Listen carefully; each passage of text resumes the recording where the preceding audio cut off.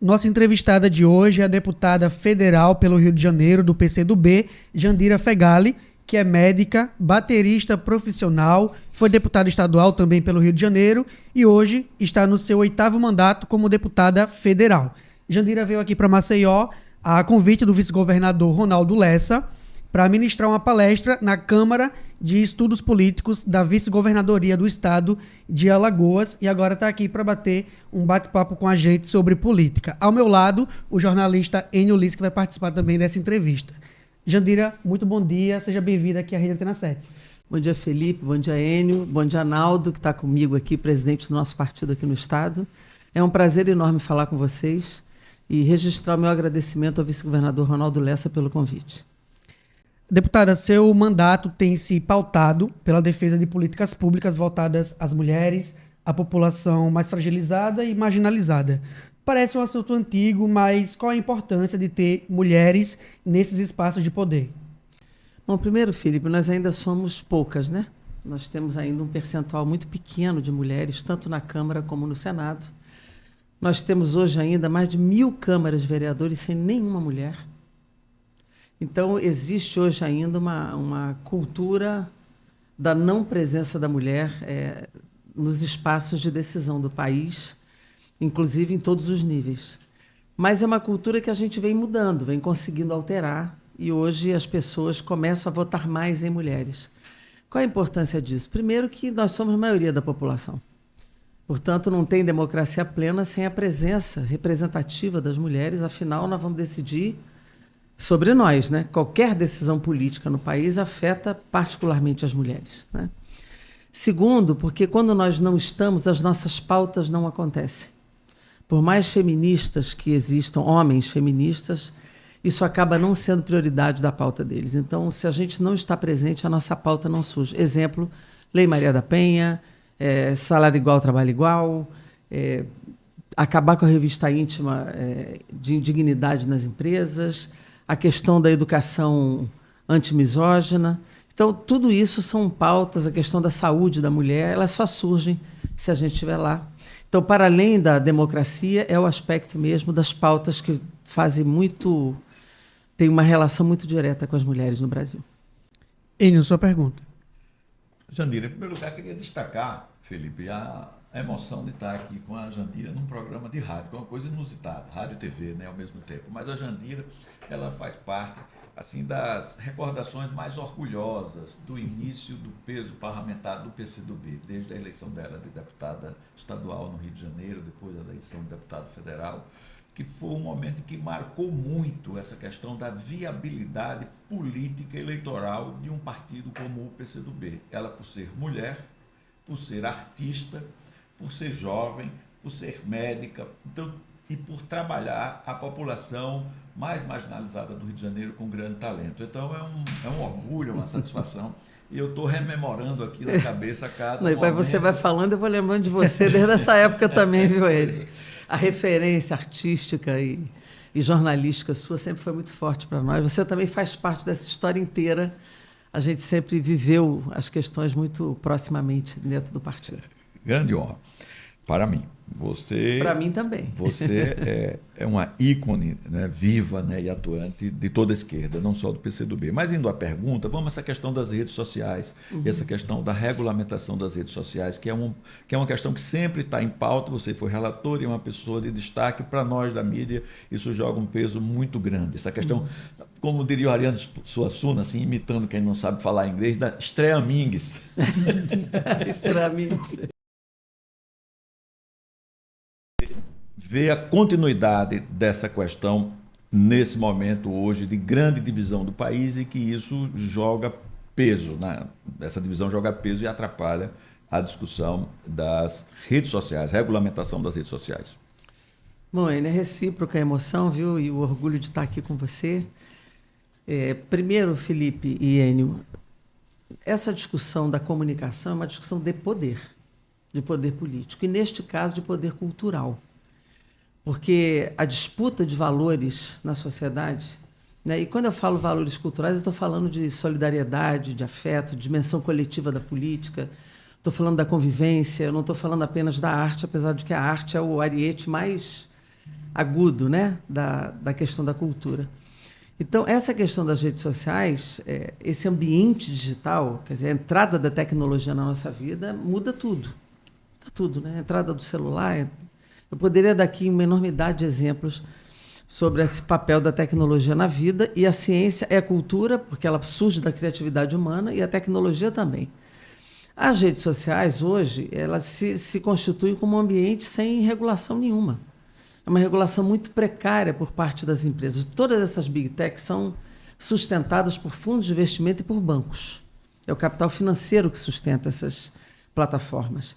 E, objetivamente, eles querem lucrar. Existe uma ganância acima do conteúdo. Então, eles tiram conta que eles querem tirar unilateralmente, eles estabelecem impulsionamento de conteúdos que às vezes são criminosos, né? E que, porque dá like, dá lucro, vai, né? Eles impulsionam. Então, não pode hoje o ambiente digital, que alcança a juventude com muita força, alcança a sociedade com muita força, ser uma terra sem lei, né? O Orlando Silva era o relator da matéria do 2630. Eu sou autora de um outro, que é o direito autoral no streaming, para os artistas e para os jornalistas também. Então, nós não conseguimos ainda votar, não tivemos acordo e correlação de força suficiente para isso. Mas isso é decisivo para a democracia. A gente sabe que foi a eleição de 18, sabe que foi a eleição de 22, e eu temo muito pela eleição de 2024. Porque a inteligência artificial acoplada nesse ambiente digital pode tudo, né? Pode tudo. Coloca um discurso na minha boca, com a minha voz, com a minha imagem, sem eu ter dito nada. Então, é muito preocupante que a gente não consiga regular ainda essa rede social nos dias de hoje, com a democracia instável que a gente ainda tem. Na ausência de uma decisão do Congresso, quem vai regulamentar isso é o Supremo Tribunal Federal.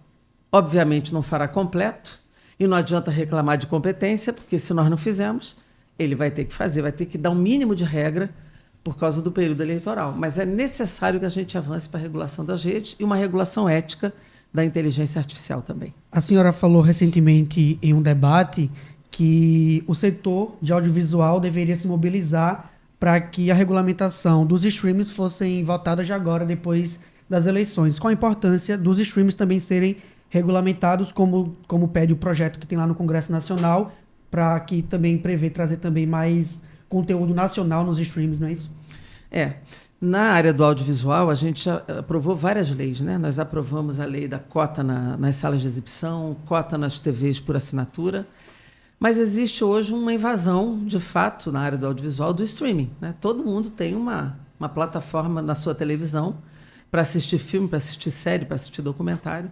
Só que eles não pagam, eles lucram, mas não pagam. Aqui é um mercado consumidor imenso, né? Talvez o segundo maior mercado consumidor do mundo no campo do streaming, mas nós não recebemos, nem é tributado, não tem direito autoral no streaming para os artistas e para a maioria dos autores do audiovisual, né? Nós viramos prestadores de serviço deles quando eles contratam uma produtora brasileira, não tem cota para o cinema brasileiro e nem principalidade no cardápio. E eles precisam pagar também o Codecine, que vai para o Fundo Setorial do Audiovisual para que seja reinvestido no cinema nacional. Então, essa regulamentação do VOD, que é o VOD, né, que a gente chama, é uma coisa que nós estamos tentando acelerar. A gente ia votar antes do recesso, não conseguimos. A ideia é votar assim que acabarem as eleições. Muito importante para a indústria nacional brasileira. Deputada, a gente tem uma pergunta também do jornalista Luciano Amorim, que está lá em Arapiraca, segunda maior cidade aqui do estado. Vamos acompanhar. Muito bem, gente. Obrigado a todos aí do estúdio. Aqui, Luciano Amorim, para os 7 segundos e Rede Antena 7. Jandira, você é filiado ao PCdoB. O PCdoB teve um militante histórico, né? Foi dirigente nacional do partido, foi ministro do Lula e da Dilma, foi presidente da Câmara dos Deputados e é alagoano, o Aldo Ribeiro. O Aldo saiu do partido há alguns anos atrás, já há alguns anos, indicando que havia muitas divergências ideológicas entre o que ele pensava, entre o que era o antigo, como ele dizia, o antigo PCdoB, e no que o PCdoB havia se tornado. O Aldo falava que as questões identitárias, como raça, como a questão LGBT, acabaram tomando a frente de discussões mais básicas e que eram lideradas pelo partido, como, por exemplo, a discussão em torno das desigualdades sociais. Como é que você analisa essa mudança de rumo, digamos assim, do PCdoB, vista pelo Aldo Rebelo? Como é que você analisa a opinião do Aldo em relação a isso? E como é que você analisa o momento atual do PCdoB em relação a essas bandeiras identitárias? Bom, quero agradecer a pergunta. Como é o nome do jornalista? Luciano Amorim. Obrigada, Luciano, pela tua pergunta. E dessa cidade tão importante aqui de Alagoas, né, Arapiraca, é conhecida, né, no Brasil todo. Bom, primeiro dizer o seguinte, o Aldo teve uma trajetória importante no PCdoB, nós não podemos negar isso, né? Deu grandes contribuições, foi um dos fundadores da nossa União da Juventude Socialista, né? Foi ministro 2 vezes ainda no partido, foi presidente da Câmara, né, sustentado também por nós e pelas alianças que nós construímos. Então, a gente nunca nega a história, nem nega o papel do indivíduo na história, nós precisamos reconhecer isso.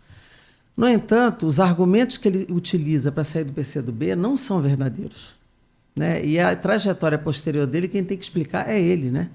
Porque ele foi para um campo, ele foi mudando de partido, ele acho que já está no 4º partido, depois que saiu do PCdoB, e recentemente estava defendendo a extrema-direita, né? Então, posições assim, dizendo que há uma perseguição, ou seja, ele, de fato ele mudou de campo, ele foi para o lado de lá, né? Lamentavelmente, eu me preocupo com isso, porque a gente sempre teve uma relação com o Aldo muito respeitosa e de admiração.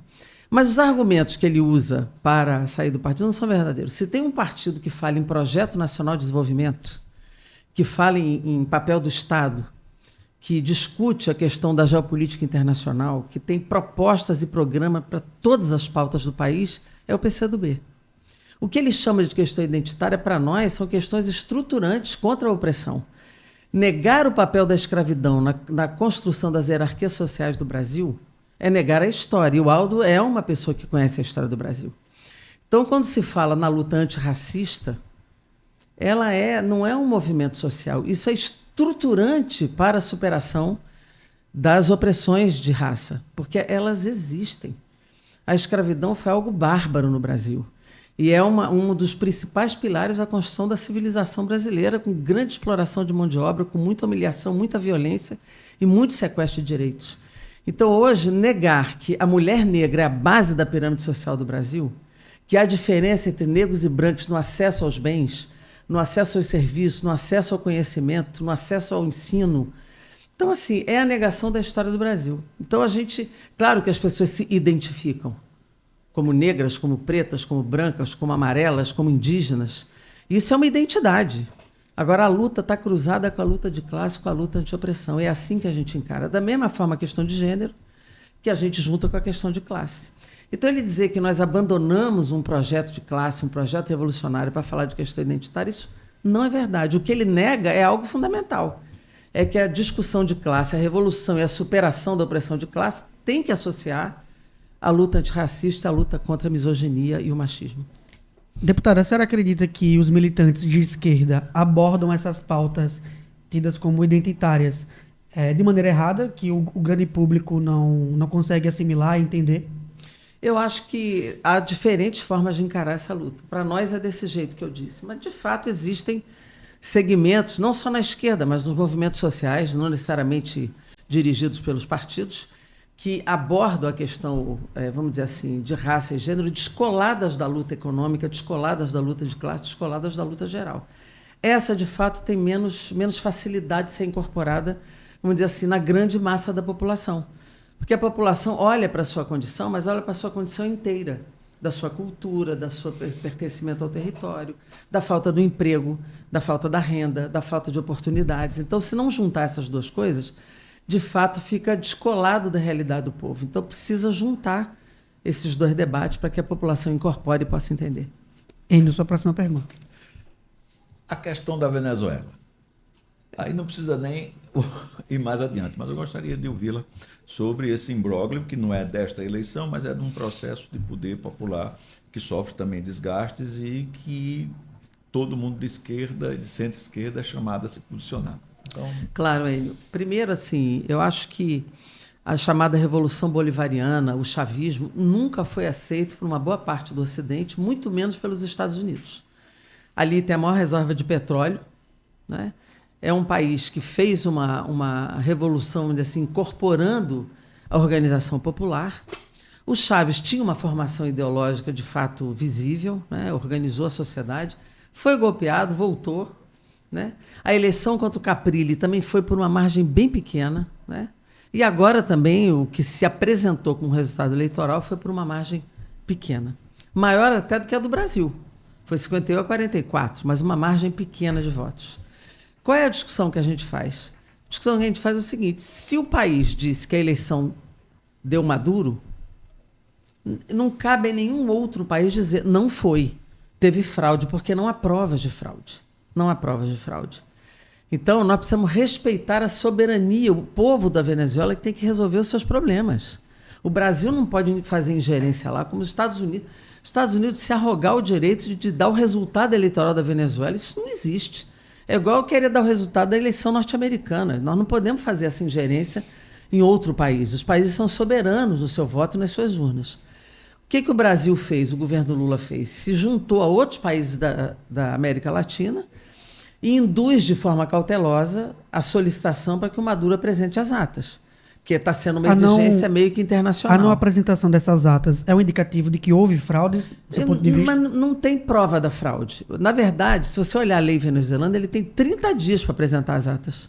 A lei venezuelana dá 1 mês de prazo para que a Suprema, para que o TSE de lá, que é o CNE, né, apresente as atas. Pelo problema político, ele tem que acelerar isso, porque isso gerou agora, na mídia ocidental inteira, na mídia mundial, esse tipo de questionamento. Até porque a oposição, aliás, uma oposição bastante questionável, porque se olhar a história do Edmundo Gonzalez, é um cara ligado à CIA, ligado à repressão de El Salvador, ligado à morte de 13 mil lideranças indígenas, pastores e religiosos. É um cara, assim, vamos dizer, da extrema-direita e cúmplice de assassinatos de população que fez a sua revolução salvadorenha, né? E a companheira dele também tem um currículo péssimo, né? Mas eu não quero nem discutir isso, até porque o resultado, se desse Edmundo Gonzalez, nós também temos que ter que respeitar, né? O que eu só acho é que nós não podemos ter nenhuma ingerência. É uma questão, não é o Maduro que está em questão, é a geopolítica internacional. É um país que está embargado, com sequestro das suas reservas, cheio de bloqueios, cheio de problema social por causa disso, e nós não podemos desconsiderar que há interesses de fora de retirar o Maduro e de retirar esse campo de luta do comando para poder entrar lá e fazer a agenda que eles querem e tomar em conta, inclusive, da reserva de petróleo. Isso foi a razão da guerra do Iraque, como outras guerras que os Estados Unidos fazem. Então, o que eu penso, se o país declara uma vitória, o mínimo que a gente pode fazer é, a priori, respeitar. Se há dúvida, pede as atas, mas jamais da vitória que não foi declarada ou declarar que o outro venceu a eleição e tentar fazer uma ingerência indevida dentro da Venezuela. O Lula juntou com o México, com a Colômbia, e está numa maneira cautelosa, aguardando a aparição das atas para que ele possa reconhecer o resultado. A senhora acha que a postura do presidente está correta nessa... Eu acho que era o que ele podia fazer nesse momento, né? De tentar se juntar com outros chefes de Estado. Inclusive, ele se juntou com um campo progressista da América Latina, com o México e com a Colômbia, para ter uma posição única diante disso. Bom, deputada, vamos falar agora da Lei Maria da Penha, da qual a senhora foi relatora no Congresso Nacional. A lei está completando 18 anos. Eu queria saber qual a avaliação que a senhora faz da lei durante todo esse período dos 18 anos e a que a senhora atribui o crescimento do feminicídio aqui no país. Bom, primeiro é hoje, né, o aniversário da lei. Quer dizer, foi ontem. Isso. Foi ontem, dia 7. Foi ontem o aniversário da lei. Assim, foi uma experiência para mim, como parlamentar e mulher, muito rica. Relatar esta lei, conhecer o Brasil, conhecer esse tema no Brasil inteiro, foi uma aula de humanidade para mim, porque o Brasil é muito grande, né? As regiões são diferentes na sua cultura, nas suas instituições, as razões por que as mulheres são agredidas ou por que elas não denunciam, né? Então, tudo isso fez com que eu expressasse essas demandas das audiências no texto da Lei Maria da Penha. Então, eu tenho muito orgulho de ter participado, de ter coordenado essa construção. A lei muda o parâmetro do sistema de justiça no Brasil, muda, né? Onde ela foi aplicada, muitas vidas já foram salvas, né? É uma lei muito conhecida, apesar de que as pessoas não leiam inteiro o teor da lei, porque a lei ela é muito mais abrangente do que bateu, prendeu. Ela não é isso. É uma lei principalmente de prevenção da violência. Ela pune o agressor, tirou aquela pauta da cesta básica, como se a nossa vida valesse uma cesta básica, né? Tirou do juizado especial criminal, porque ali nunca se punia ninguém. Então é uma lei que pune o agressor, ela pune. Aumenta a pena quando a vítima é pessoa com deficiência. Mas, por exemplo, se for uma relação homoafetiva, mas a mulher for a que sofreu a violência, ela vai valer também, né? A lei trata das crianças e jovens em lares violentos. A lei trata da imagem da mulher na comunicação. A lei faz criar vara com competência civil e penal para acelerar o processo, com direito ao contraditório. Então, tem uma série de aspectos da lei que as pessoas não conhecem. A empregada doméstica está protegida pela Lei Maria da Penha, da agressão do patronato. Então, tem um monte de coisa da lei que as pessoas às vezes não leem e não conhecem. Mas o que eu penso, onde ela é aplicada, ela salva. Qual é o nosso problema? É que, quando entrou o Michel Temer, depois do golpe contra a Dilma, o primeiro programa que perdeu 120 milhões foi o Programa de Prevenção de Combate à Violência contra a Mulher. E acabou o Ministério da Mulher. Aí, logo depois, veio a Damares, né? Que o Ministério da Mulher não tinha nada ali. Né? Esses programas também não ganharam nenhum reforço. Então, como cabe ao governo federal coordenar o programa nos estados e nos municípios, nós fomos perdendo força. E a lei deixou de ser aplicada. Há uma resistência de parte do Poder Judiciário, que tem que botar orçamento para fazer as varas. Há uma descoordenação junto aos municípios, que tem que fazer os centros de referência. E há uma descoordenação junto aos estados, que tem que fazer as delegacias, os abrigos. Então, a lei acaba perdendo força na aplicação. Então, o que nós precisamos fazer hoje é fazer cumprir a lei. Voltou o Ministério da Mulher, lançou hoje, inclusive, a Articulação Nacional Feminicídio Zero, né? Está lançado para que exatamente se retome essa articulação orçamentária e federativa para fazer aplicar a lei. Não adianta chorar sobre o corpo caído no chão, né? Nós precisamos evitar que esse corpo caia, e o papel da lei é muito mais preventivo e ela precisa ser aplicada. Enio, sua próxima pergunta. O debate da eleição americana sempre reflete, até por ser o grande dominador no mundo, questões internacionais e questões em relação à pessoa e às lideranças políticas. No debate em curso, o Trump usou muito a questão do etarismo contra o Joe Biden. Né? Foi um dos fatos que levou à renúncia, não o único, mas um dos fatos que impulsionou a renúncia, a candidatura à reeleição. O Brasil arranha essas coisas em relação ao presidente Lula, pela idade dele e pelo fato, eu pelo menos acho, ele ainda um nome imbatível e um nome em plena capacidade das suas condições mentais e políticas e físicas. Mas vai ser colocado essa questão. Como é que você vê essa questão do Lula e do que nós temos de perspectiva de esquerda e centro-esquerda para novos nomes na grande disputa presidencial? Primeiro, Enio, você toca num assunto que eu acho assim fundamental na vida de hoje. Eu acho repugnante qualquer preconceito. O etarismo, ou seja, o preconceito contra os idosos, né? Na política, ele é extremamente negativo. E é trágico, porque a experiência das pessoas, ela vale muito na política, né? Então, assim, o Biden, o Trump não podia fazer outra coisa, né? Porque o Trump é esse cara, né? É preconceituoso, ele leva com ódio, com a violência, com a arma, com... Então, é muito a cara do Trump fazer isso. E eu acho assim, que a desqualificação pessoal é uma coisa muito ruim na política. A gente precisa desqualificar nas ideias, no campo das ideias. O problema do Biden é que ele começou a apresentar uma limitação cognitiva, né? Se você conversar com o Mujica, que tem quase 90, é maravilhoso. O cara está lúcido, era capaz de dirigir aquele país de novo com a maior tranquilidade, do ponto de vista da cabeça. Ele está com outros problemas de saúde. Mas não é um proletário. O Mujica está lá, absolutamente lúcido, num rumo correto. A juventude ama Mujica, então não é um problema geracional, porque ele gera sonho, ele gera perspectiva, ele gera futuro no discurso que ele faz.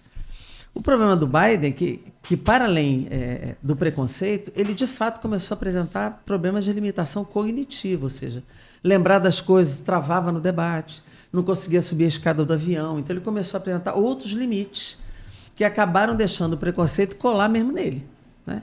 E ele acabou se retirando porque viu que não ia avançar. O que é o Lula? O Lula tem uma energia, acho que maior do que a nossa. Lula vai acabar esse mandato aí com 79, 80 anos, vai fazer 78 esse ano, Mas ele é um cara absolutamente rígido do ponto de vista da saúde física, da saúde mental. Então, esse preconceito em cima do Lula não cola. E eu acho que ele, de fato, tem uma perspectiva possível, né? Eu acho que se ele... Não sei se ele já decidiu ser candidato, né? Mas se ele sentir que precisa, ele irá. E irá muito bem, porque o Lula não tem nenhum problema, nem cognitivo, nem de saúde, que o impeça de exercer a presidência da República em plenitude. Eu também acho ele imbatível se for candidato de novo. Mas, deputada, a senhora acha que o PT erra em não trabalhar um nome no campo da esquerda que possa substituir o presidente Lula? Não, mas eu acho que o PT não deixou de trabalhar. Eu acho que internamente eles trabalham as alternativas, dentro e fora do PT, né? Existem nomes de fora do PT que eles levantam, nomes de dentro do PT, mas a depender da conjuntura, de como a gente chega em 2026, talvez seja necessário repetir Lula, né? Talvez, acho que nem é esse o desejo do Lula. Acho que o desejo do Lula é fazer esse mandato e tudo bem. Mas vai depender muito da conjuntura, do nível de tensionamento que vai haver até lá, para ele decidir se é candidato ou não. Mas ele estará muito bem, certamente, para ser candidato. Deputada, a gente tem também a participação do nosso comentarista político, também de Arapiraca, o Saulo Oliveira. Olá, amigos da Rede Antena 7. Olá, deputada Jandira Fegali. Satisfação falar com a senhora. Deputada, minha pergunta vai no sentido, claro, das eleições municipais deste ano, grande assunto, né, do ano político. Eu gostaria de saber a avaliação da senhora em relação ao cenário de polarização, que é redundante ainda falar em polarização, mas é o que temos. Desde 2018, na verdade, com aquela campanha presidencial, nós temos essa situação. Em Maceió, especificamente, foi a única capital do Nordeste onde o ex-presidente Bolsonaro tirou mais votos do que o presidente Lula. Como a senhora avalia nas principais cidades do Brasil que se dará o debate municipal, ainda muito contaminado com a discussão nacional, deixando em segundo plano as pautas locais? Bom, Saulo, agradeço a tua pergunta. Primeiro, eu diria assim, essa polarização, inclusive você perguntou sobre o feminicídio, por que cresceu, acho que uma das razões foi a liberação de arma e o crescimento, uma autorização para matar. O governo Bolsonaro fez uma autorização para matar, seja os agentes de repressão, os agentes de segurança, ou na vida cotidiana. Distribuiu arma, distribuiu munição, todo mundo podia comprar. E isso é letal, né? A arma é letal. Então, o feminicídio, a maioria dos feminicídios é por arma de fogo, e isso tem uma relação direta, na minha opinião, esse crescimento com o que foi o governo Bolsonaro. Essa polarização, ela se dá, né? Apesar de eu achar que é uma polarização muito ruim, porque existe um campo de centro que parte é polarizado de um jeito e parte é polarizado de outro, não é? Mas ela vai se dar nas eleições municipais. Eu acho que, a depender, nas capitais, a nacionalização é mais provável. Mas nas outras cidades eu acho bem menos provável. A pauta municipal é a pauta que, de fato, prevalece. Mesmo nas capitais, a pauta municipal ela prevalece sobre a pauta nacional. Mas, necessariamente, o Bolsonaro pisando num palanque e o Lula em outro, não tem jeito dessa relação não se dar com as candidaturas, né? E aqui em Maceió, nós, como também no Brasil, nós optamos pela frente ampla, porque contra o fascismo a gente tem que ampliar as nossas forças, né? Então, aqui em Maceió, nós optamos pela frente ampla para enfrentar a candidatura que é apoiada pelo bolsonarismo, né? Então, o Rafael Brito é o nosso candidato a vereadora. Eu pensei no Charles e... o Rafael Brito é o nosso candidato aqui, é um parceiro na Câmara muito valoroso. Nós participamos junto da CPI, do momento mais difícil do país, nós participamos juntos da CPI do 8 de janeiro.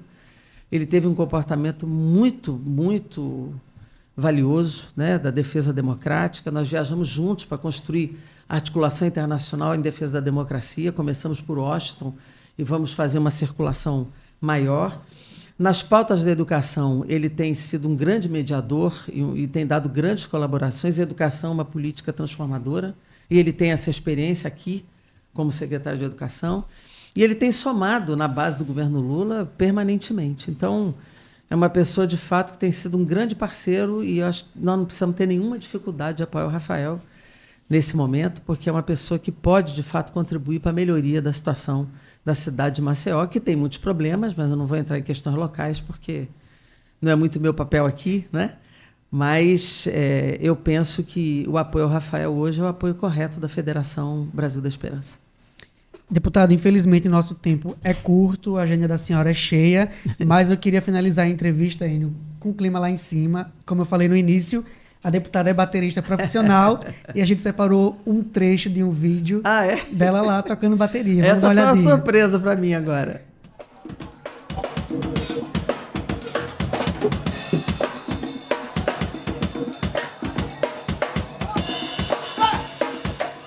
Tira pegar na batela, pode palmas! Tá pensando que é mentira? Não tá caminhão! Sopro aí. Vocês seguiram até o sopro, não? Agora.